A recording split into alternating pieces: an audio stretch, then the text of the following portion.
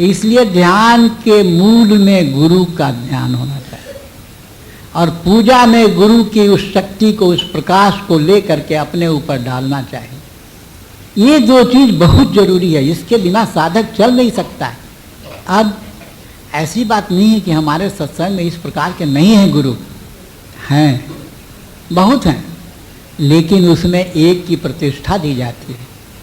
जयपुर में भी हमने यही कहा था कि हमें जब वो मिला कि नहीं, गुरु का ध्यान नहीं होगा, परमात्मा का ध्यान होगा, परमात्मा का प्रकाश लिया जाएगा, तो हम विचलित हो गए। आज 60 वर्ष हमारा पूरा होने जा रहा है गुरु का ध्यान करते करते। रोम रोम में गुरु महाराज है। गुरु का जब भजन होता है तभी हमारा आकर्षण होता है। तो जब ये कहा गया कि गुरु नहीं है, ध्यान करो परमात्मा का, परमात्मा से प्रकाश आ रहा है, तो हम तो विचलित हो गए कि हमारे गुरु महाराज की मूल चीज़ ही खत्म हो रही है। बहुत दिन तक विचलित रहे। रोज रात में गुरु महाराज से प्रार्थना करें कि ऐसा क्या हो गया कि आज हमारे सत्संग में ये चीज़ हो रही है। कोई तो गुरु हमारे सत्संग में है या गुरु विहीन हो गया मेरा सत्संग। गुरु महाराज का संकेत मिला कि नहीं, गुरु है, और अभी गुरु जो है हमारे पूज्य हेमेंद्र भाई साहब। इसलिए अगर गुरु का ध्यान करना हो तो पूज्य हेमेंद्र भाई साहब का ध्यान होगा। जिन भाइयों ने देखा है वो तो उनका ध्यान करेंगे, जिन्होंने नहीं देखा है वो अभी अपना जैसे ध्यान कर रहे हैं वैसा करें, लेकिन चेष्टा करेंगे कि उनका दर्शन एक बार अवश्य जाके करें।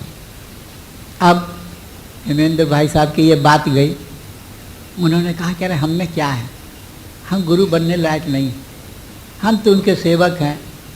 अब देखिए यहाँ क्या चीज़ बाधा डाल रही है, इसको गौर कीजिए।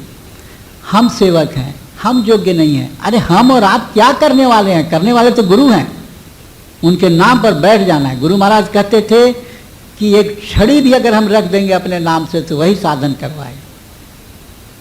इसलिए साधन कोई करवाता नहीं है, साधन तो वही करवाते हैं, एक निमित्त मात्र के लिए किसी को वहाँ रख देते हैं। तो अभी वही निमित्त मात्र के लिए हमारे हेम भाई साहब हैं और उन्हीं का ध्यान होगा। इस बात को गौर से सुन लीजिए कि अगर गुरु का आदि हमारे सत्संग में ध्यान करना है तो पूज्य हेम भाई साहब का हो। इसका मेरा कहने का ये मतलब नहीं है कि हमारे यहाँ पूर्ण लोगों की कमी हो, नहीं, बहुत से लोग हैं, लेकिन एक हेड होना चाहिए। डिसिप्लिन उसी में है। क्लास में पढ़ने वाले तो बहुत होते हैं, बहुत तेज लड़के होते हैं, लेकिन मॉनिटर एक को बनाया जाता है उसी में से।